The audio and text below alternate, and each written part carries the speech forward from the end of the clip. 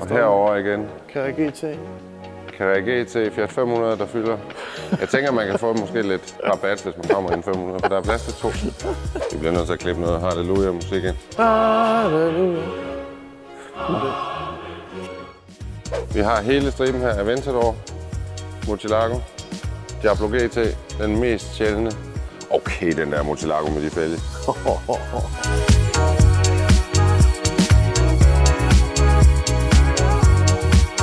Vi er i Düsseldorf i Tyskland, NPR. Fordi vi har været til Teknoklassikere, så tænkte vi i stedet for at være på en messe igen i dag, så tænkte vi prøver lige noget andet. Så vi er taget til Motor World. Nej, det er vi ikke. Nå. Vi er taget til... Godt rigtigt.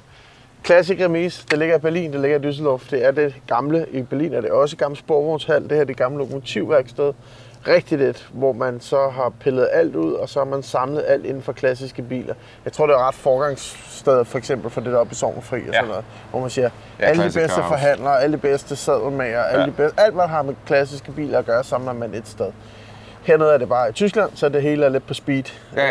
Og der er 4-5 stykker. Der er Motor World, der er Classic Start, og så er der Milenwerk i Berlin og Classic Remise. Ikke? Og du har ikke været, jeg har været her en gang før, mange år siden. Jeg har været i Berlin. Ja, og som jeg husker det, så er det her faktisk federe end i Berlin. Så jeg tænker, i den her video, så går vi altså indenfor i den her Classic Remise-bygning og ser, hvad de har at byde på herinde. Og husk, støt os. Ja.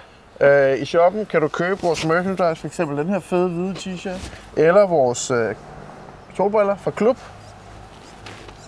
Får du sådan en fedt etui med? Vi har lov til at plukke lige, hvad vi vil. Det er vores eget program. Og husk, jo mere I støtter os, jo mere sådan noget her kan vi lave. Ja, og du ser den her video gratis, men vi vil rigtig gerne have, at du abonnerer på vores kanal, og det gør du altså ved at trykke på den røde abonner-knap. Og vi vil også rigtig gerne have, at du slår den lille klokke til. Og det betyder sådan set, at næste gang vi laver en ny video, så får du sådan en lille notifikation, og den kommer altså ikke til at ødelægge noget i dit liv. Den kommer kun til at gøre dit liv bedre. Så i den her video, vi skal derind, vi skal se nogle gamle biler. Det er fedt. Okay, en 177. Først man ser det er bare en fucking Honda Montreal. Jamen nu kan jeg godt huske det er. Du har ligesom sådan nogle cirkler herude med glasbokse, hvor der er private Düsseldorfians, der holder parkeret. Er det fedt, ikke? Ej, se lige, hvad der er på først. Nå. Ja, det når vi slet ikke. Så skal vi starte med at lige gå en runde i glasboksene. Det er jo så private ejede biler, der står her. Det er ligesom My Garage og sådan noget, ikke? Fuldstændig. Så leger du sådan en boks. Og så afbryder vi lige YouTube-videoen for at sige, at vi har et show på Hermans i Aarhus den 8. maj. Det er ikke podcast denne gang, det er bare et show. Stig Tøfting. Stig Tøfting, plæneklipperen, legenden. Han er vores special guest. Vi glæder os til at høre alt om hans biler, og det gør du også. Så kom og se os i Aarhus. Du kan købe billet på det link der. Så kan vi med tørt alle til Stig Tøfting, som vi dræller til. Nej, det tør det ikke. Ja. Jeg tør godt. Jeg ved ikke noget om fodbold. Jeg tør godt drille Stig Tøfting. Han bliver ikke sådan sur eller noget. Gør han ikke? Det var f***ing sjovt i København, så det i hvert fald bliver lige så sjovt. Køb billet. Morgan værksted. Okay. Der er bare Morgan. Det har du også i Berlin. Der har du sådan en klassisk Mercedes værksted. Okay. Det er helt nye Morgans mange. Ja, der er jo, det er jo for, der er jo... Den der BMW M1. Og 2 M1'er. Jeg ved, vi har en M1-nørd med på vores lille tur. Den ser da ikke normal ud, den der. Nej, det her det er sådan en rekordbil. Den har sat en eller anden verdensrekord i hastighed på et eller andet tidspunkt. Jeg kan ikke huske den specifikke historie. Det kan være, at vi kan grave nogle gamle billeder frem. Eller hvis I kender historien, så skriv den ned i kommentarfeltet. Vi har været her i 2 minutter, og jeg føler allerede, det er meget sjovere end Essen, det her. Men det er også fordi Essen er jo lidt mere sådan messeagtig, og alle folk prøver at sælge et eller andet. Det her det er jo sådan mere en levende... Altså, det er jo her, hvor folk bare arbejder hver dag og møder op. Og shit, man, sådan en Daytona på brede competition hjul. GT4 er også en ret fed. Er det Miami blå? Mercedes SLR. Ja, og en par gode altså, og en Porsche 550 Spyder. Det må nok være lige en af de mest er det sjældne. Er det ikke en dæk, eller hvad? Eller er det en rigtig? Det ligner faktisk en rigtig. Hvis det er en rigtig Brix, ikke? Det var sådan en James Dean døde i. Den ser meget rigtig ud. Prøv lige at se over på hjørnet derovre. Sådan Alfa Romeo forhandler, ikke? Ja, ja. Og sådan en lille bar med et eller andet Delta inde i. Dør. Jeg vil bo her. Den der op, den så jeg i, sådan en der så jeg i Portofino her i weekenden. Ja. I lyseblå samme farve. Det kan være, det var den. Alfa 156 GTA.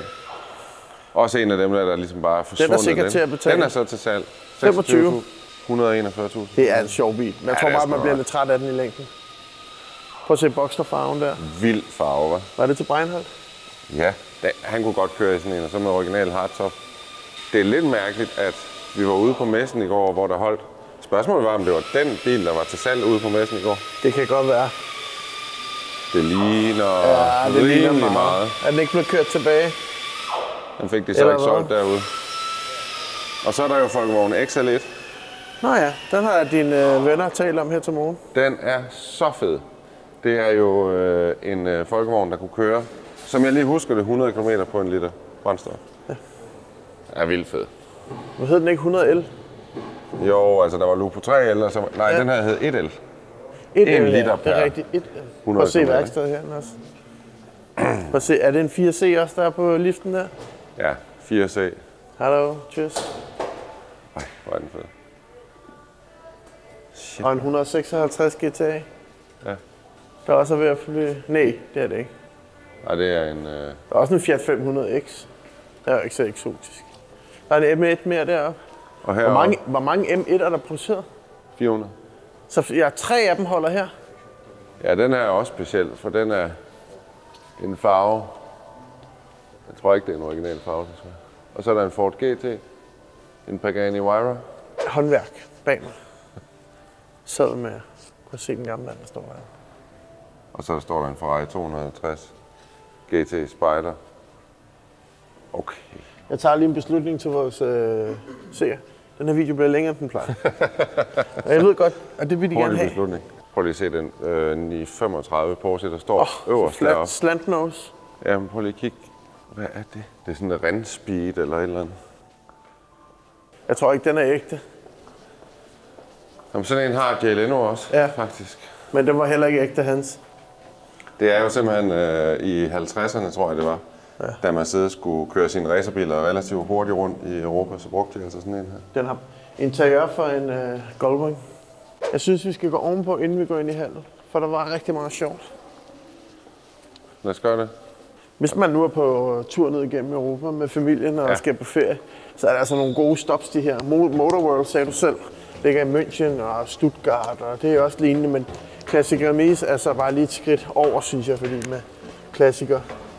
Og vi glemte faktisk helt nede i den bås derovre, der står den helt nye Porsche 992 Sport Classic. Den sidste variation af SLS AMG. Sådan en Final Edition og en Mercedes W100, altså en Pullman, ikke? Ja, okay, nu er vi oppe på første sal. Så kan vi også se bedre herover. Syge de der Pagani der, hva'? Ja, helt vildt. Hvad er det, den nye hedder? Det Utopia? Utopia, yes. Og her kan man lidt bedre få lov at nyde. GT40 M1. En 300 SL mere. En ny Ford GT. Og så er der faktisk biler over på den anden side her også. Okay, der er noget, der er helt stødet der. Ja. Hvad er det? En Lotus Exige 911R. Den har stået her pænt længe. Hvad er det for en Ferrari bagved? En flot farve til den. 812 Superfast 911R. Volvo P, eller hvad hedder den? FM44. Dem er de ret vilde med hernede. Og prøv lige at se, når man så lige kigger ind i den der atrium går. Det er den, vi slutter af med. Den er flot, den BMW. Ja, også ret sjældent. Det er jo en af mine yndlings-Porsche derovre. En P. 930? Nej, 964'eren. Ja. Med de der fælge, det er jo bad boys. Gud ja, det er bad boy. Det er bare mega bad. Se en gammel S'er. Og herover igen. Carrera GT. Carrera GT Fiat 500, der fylder. Jeg tænker, man kan få måske lidt rabat, hvis man kommer ind 500, for der er plads til 2. Og sådan en 991 GT3 RS, som faktisk også, synes jeg, er ved at blive sådan nærmest en fremtidig. Det er en 100% en fremtidig klassiker, men det er også som om, at den er begyndt at få sådan lidt klassiker-status allerede. Hvad fanden sker der her? Den sidste Die Hard tog i Europa. i 13. Så har den fået autografer på for alle forhandlerne. Ja. Og en Amazon. Det er i hvert fald ikke den sidste Amazon, der er pustet. Ej, det er jo kæmpestort. Det er nemlig kæmpe stort. Prøv at se, den er tofarvet. Vi bliver nødt til at klippe noget halleluja-musik ind. Halleluja. Det er også et fedt rum, hva'? Prøv at se, hvor højt der er til loftet. Lys ind over det hele. Ja, det har været så åbent i gamle dage, ikke? Så har lokomotiverne kørt ind her, blevet vendt rundt og så ind i... Men prøv at se den her, hvor fræk den er i 2 farver. Helt vildt. Og en fed, altså en farvekombination, man ikke lige tænker på papiret, vil være god. Koster også 30 øjser. Jeg tror, her bliver vi nødt til at udvælge et par stykker, vi lige kigger på. For det bliver fuldstændig crazy. Jamen, så lad os vælge noget, der vi ikke har talt om før. En gul 575. Du kunne tage den her Z8, ikke? Jo. Og også en 850, den har vi talt om i mange film. Ja, dem har vi. Se, her kan man se, hvis nu Grav havde haft en 6-cylinder motor i sin bil, så kunne det være, at han havde fået lidt mere. Og se, hvor flot den der grønne farve er med grøn kalesje. Z8, det er jo Henrik Fisker, der har designet. Ja. De har jo bare været penge værd lige siden de kom frem. Det er, hvis du køber sådan en her ny, så har du i hvert fald ikke tabt en eneste krone. Der findes et par stykker af dem i Danmark. Ja, de er mega fede. I know a guy who has one. Yes. Der er også en Carabinieri. Nej, det er Polizia, må det være. Er det ikke det samme? Autostrade Polizia. Ej, og det er en stationcar endda. Carabinieri er militærets politi, kan man sige. Hey, stop. Hvis du er kommet så langt i videoen, må det næsten betyde, at du kan lide, hvad du ser. Og det er godt. For Bilklubben har brug for din hjælp. Lige nu leder vi nemlig efter sponsorer til vores YouTube-kanal, så vi kan lave meget mere fedt content til dig og alle dine bilnørdede venner. Det betyder, at din virksomhed kan få jeres logo til at sidde lige der, eller der. Lidt større endnu. Perfekt. Kan din virksomhed se et match, så kontakt os på hej@bilklubbenpodcast.dk for mere info og priser. Der har vi lige noget Lamborghini-værk. Så lad os da mindst snakke om Diabloen. Ja, det kan vi også godt. Vi har hele striben her, Aventador, Murcielago, Diablo GT, den mest sjældne. Okay, den der Murcielago med de fælge. Jeg har aldrig set en Murcielago med de fælge før, og det ser jo bare psykopat godt ud. Det er OZ-fælge? Ja, det spiller da helt godt. En Diablo GT, jeg fik engang en tur i sådan en af Lamborghinis testkører. Valentino Balboni, og det er en tur, jeg aldrig vil glemme. Altså på de, SLR, Diablo GT. Rotisau var jo den her... Ford GT. Rotisau var den her S-klasse, de lavede. Ja, til racerbil, Mercedes. Og det her er ligesom så et remake af den. 1 ud af 5, 400.000 euro. Don't touch. Diablo. Helt klassisk. Uden spoiler. Uden noget som helst. Det her, det er jo også bare en... Hvis ikke det er en klassiker allerede, så er det i hvert fald en af de der come-in classics, som man nok skal til at holde godt øje med. Jeg vil faktisk sige, selvfølgelig er 250.000 euro mange penge. Det er bare ikke nødvendigvis særlig mange penge for en bil af den her kaliber. Shit, hvor er den fed. Det synes jeg da ikke var så galt. Nej, skal vi ikke købe den? Kan vi ikke få Grav med? Skal vi lige kigge på den her mærkelige Honda? Jeg troede, det var en Shogun. Det er det jo selvfølgelig ikke. Nej, men det er sgu tæt på. Det ligner lidt en Shogun. Se, der kommer det lige driblet med en Alpine. Det er jo det, der er fedt ved at være sådan nogle steder her, hvor der er medarbejdere i gang med noget, ikke? At der sker ligesom noget hele tiden. Bag os, der er nogen, der er ved at læse en 356, de har købt. Ej, der er lige en, vi bliver nødt til at kigge på. Den er 993 Turbo. Det var jo bare, da jeg læste Bilmagasinet, da jeg var lille. Og så da 993 Turbo kom. Det var simpelthen bare det vildeste i min verden. Rød, det må den dele ned med godt være.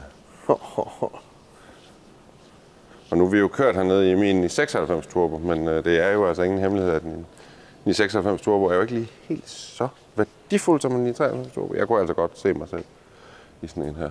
Jeg vil gerne slutte ved den her år. 308'eren i den der mærkelige farve. 100.000 euro. Er det meget dyrt? Det er faktisk det er ikke så slemt måske. Den har lige noget med lakken. Ikke når den er så specielt med. Ja, den er ikke så god. Så du har NP. It's a mind explosion. Ja. Pro tip, hvis du er i Düsseldorf, hvis du er i Tyskland, så kør forbi, hvad hedder det, Motorworld. Classic Remise. Classic Remise. Classic Remise her i Düsseldorf. Husk, at du kan se mange flere videoer inde på Bilklubbens YouTube-kanal, som du kan klikke rundt i. Og vi har både korte videoer, lange videoer, gode videoer, følgetonger, alt muligt forskelligt. Husk nu at få abonneret. Husk nu at få lyttet med til vores podcast. Vil du sige det sidste ord? Tusind tak, fordi I så med. Det elsker jeg.